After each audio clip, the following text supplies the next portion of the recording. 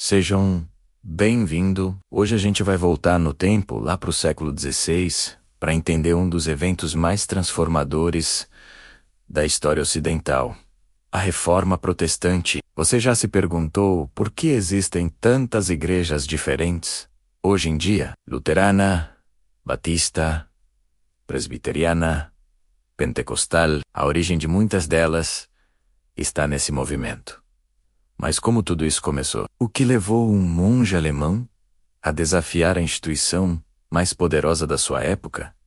A Igreja Católica? Fica comigo que hoje a gente vai desvendar essa história fascinante, cheia de intrigas, fé e coragem. Vamos começar pintando o cenário. Imagine a Europa no final da Idade Média e início da Renascença. A Igreja Católica era a força dominante. Ela não só guiava a vida espiritual das pessoas, do nascimento à morte, como também tinha um poder político e econômico gigantesco. O Papa era como um rei dos reis, influenciando coroações, guerras e tratados. As catedrais góticas imponentes que vemos até hoje são um testemunho desse poder. A vida das pessoas comuns era profundamente marcada pela religião. O medo do inferno e a esperança do paraíso eram muito reais. E a igreja era a única ponte entre esses dois mundos. Mas nem tudo estava perfeito. Dentro da própria igreja já existiam muitas críticas. Uma das práticas mais controversas era a venda de indulgências. O que era isso? Basicamente, a igreja ensinava que, mesmo depois de confessar os pecados, a pessoa ainda tinha uma pena a cumprir, seja na terra ou no purgatório, um lugar de purificação antes de chegar ao céu. A indulgência era um documento vendido pela igreja, que prometia diminuir ou até perdoar essa pena. O problema é que, com o tempo, isso se tornou um grande negócio. Em 1517, o Papa Leão X autorizou uma venda massiva de indulgências para financiar a construção da Basílica de São Pedro, em Roma.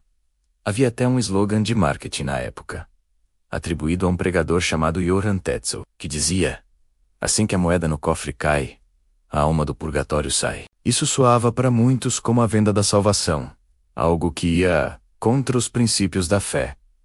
Outro ponto de tensão era a simonia, que é a venda de cargos eclesiásticos. Pessoas ricas compravam posições de bispo ou abade, não por vocação religiosa, mas pelo poder e pela renda que o cargo trazia. Muitos desses líderes religiosos viviam no luxo, em completo contraste com a mensagem de pobreza e simplicidade de Cristo. Além disso, a maioria dos clérigos era pouco instruída. As missas eram celebradas em latim, uma língua que o povo comum não entendia, e a Bíblia não era acessível a todos. A fé era intermediada, e as pessoas dependiam totalmente do que os padres diziam. Nesse caldeirão de insatisfação, surge a nossa figura central, Martinho Lutero. Lutero não era um revolucionário querendo destruir a igreja. Pelo contrário, ele era um monge agostiniano muito devoto e um professor de teologia na Universidade de Wittenberg, na Alemanha. Ele vivia atormentado por uma questão: como um pecador, como eu pode ser salvo por um Deus justo? Ele jejuava, orava, se confessava constantemente, mas nunca sentia que fazia o suficiente para merecer a salvação. A grande virada na vida de Lutero aconteceu durante seus estudos da Bíblia, especialmente da Epístola de Paulo aos Romanos. Ele se deparou com a passagem que diz: o justo viverá pela fé. Essa frase foi uma revelação. Lutero entendeu que a salvação não vinha pelas obras, pelos rituais ou pelo dinheiro pago à igreja. A salvação era um presente de Deus, alcançado unicamente pela fé em Jesus Cristo. Essa ideia, conhecida como justificação pela fé, se tornou o pilar do seu pensamento. Quando a campanha de venda de indulgências de Tetzel chegou perto de Wittenberg, Lutero ficou indignado. Ele via aquilo como um engano, uma falsa segurança que desviava as pessoas da verdadeira fé e do arrependimento genuíno. Então, no dia 31 de outubro de 1517, um dia que entrou para a história, Lutero decidiu agir. Ele escreveu 95 teses, ou 95 pontos de debate, criticando a prática das indulgências e outras questões teológicas. Segundo a tradição, ele pregou esse documento na porta da igreja do castelo de Wittenberg. É importante dizer que esse ato de pregar na porta da igreja era como usar um quadro de avisos da universidade hoje. Era um convite para um debate acadêmico entre teólogos. Não uma declaração de guerra. Lutero ainda se via como um filho fiel da igreja querendo purificá-la de seus excessos. Mas o que Lutero não previu foi o poder de uma invenção recente. A prensa de tipos móveis de Gutenberg. Suas 95 teses, escritas em latim, foram rapidamente traduzidas para o alemão, impressas e distribuídas por toda a Alemanha e Europa, em questão de semanas. A mensagem encontrou eco em uma população já insatisfeita com o poder e a riqueza da igreja, e com a exploração econômica de Roma. Príncipes alemães, que queriam mais autonomia política e menos impostos enviados para o Papa, também viram, na causa de Lutero, uma oportunidade. A reação da igreja foi dura. O Papa Leão X inicialmente desprezou o caso, chamando-o de uma briga de monges. Mas à medida que as ideias de Lutero ganhavam popularidade, a igreja exigiu que ele se retratasse. Em 1521, Lutero foi convocado para a Dieta de Worms, uma assembleia imperial, para responder perante o imperador Carlos V. Pressionado a negar seus escritos, Lutero proferiu sua famosa resposta: a menos que eu seja convencido pelo testemunho das Escrituras, ou por razão evidente, minha consciência está cativa à palavra de Deus. Não posso, e não vou me retratar de nada, pois ir contra a consciência não é seguro nem correto. Aqui estou, não posso fazer outra coisa. Que Deus me ajude. Amém.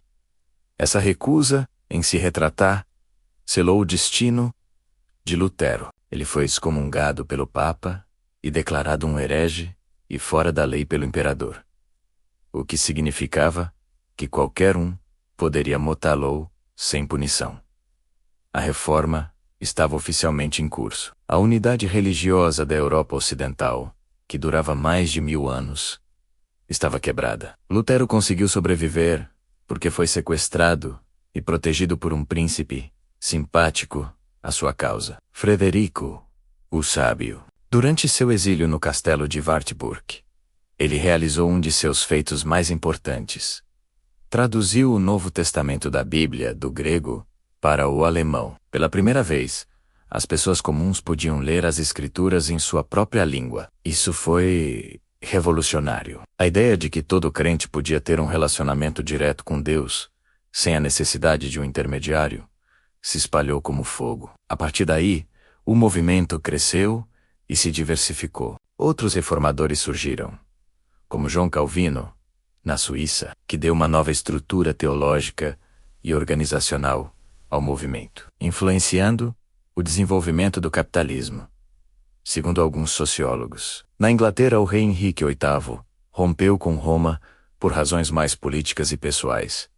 Ele queria anular seu casamento, criando a Igreja Anglicana. A reforma não foi um evento único, mas uma série de movimentos que redesenharam o mapa religioso, político e cultural da Europa. As consequências foram imensas e duradouras. A reforma protestante do século XVI não apenas deu origem a novas denominações cristãs, mas também fortaleceu os estados nacionais, promoveu a alfabetização e a educação e plantou as sementes para conceitos que hoje valorizamos muito, como a liberdade de consciência e o individualismo. Claro, também levou a séculos de conflitos e guerras religiosas terríveis, mostrando como a fé pode ser usada para unir, mas também para dividir. Então, da próxima vez que você pensar sobre a diversidade do mundo em que vivemos, lembre-se daquele monge alemão do século XVI que, armado apenas com sua fé,